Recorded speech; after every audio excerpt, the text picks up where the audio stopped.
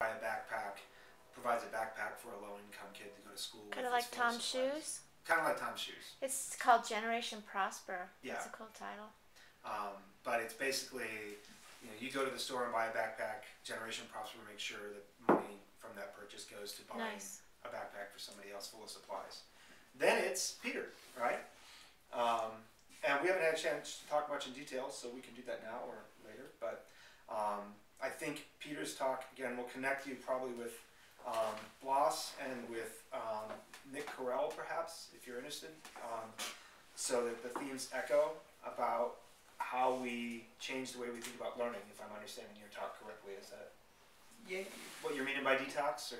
Well, yeah, a lot of that. And then I had a quick question. Sure thing. So, do you guys have a... Because I know when we went to the BIF, they had screens on, like, the side. Do you guys have screens? Yeah. I don't have an image of it, but there's going to be a big screen. One of the things that we will have to work out for all three of you down the road is... I don't have this yet, so you can start brainstorming in PowerPoint, but don't worry too much exactly what it looks like, because we're going to have to give you a template that is designed specifically to fit exactly that screen. And we're going to do that with everybody, not just you three. We're going to say you must use this template, you must use these fonts. If you're going to put pictures in, they have to work this way. And probably what we're going to encourage you to do is to lay out whatever you want to do and then do a screen capture or a screen picture of that thing, and then just take that screen and put that picture on the slide so that no matter what happens, what you see is what you get, right? Rather than something about the way your program organized that information when we put it up on our program at the Rialto, blowing your formatting apart.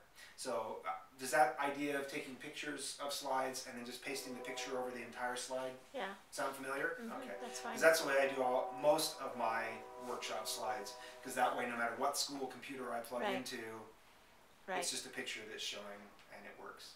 So some of it's going to be me doing ASL. Okay. Okay. ASL. American Sign Language. Okay, thank you. I just want to make sure. Do you want to tell them a little bit about your ideas? Well, actually, after I can have you read kind of what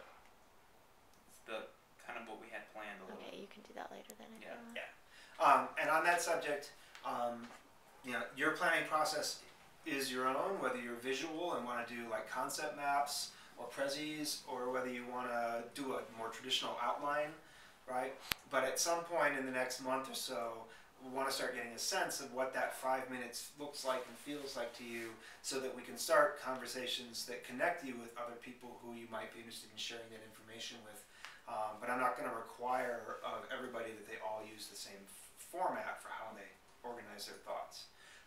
But as soon as we start getting a sense of what those are, that's great, because then the jazz starts to happen, right? Because then suddenly Nick Carell can see something that connects to what you're doing, and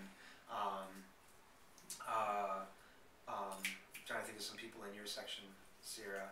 Neil, Randy, oh yeah, Neil. John.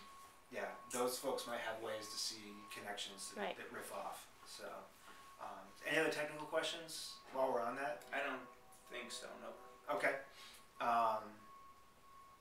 So... Tony Monfiletto? Yep.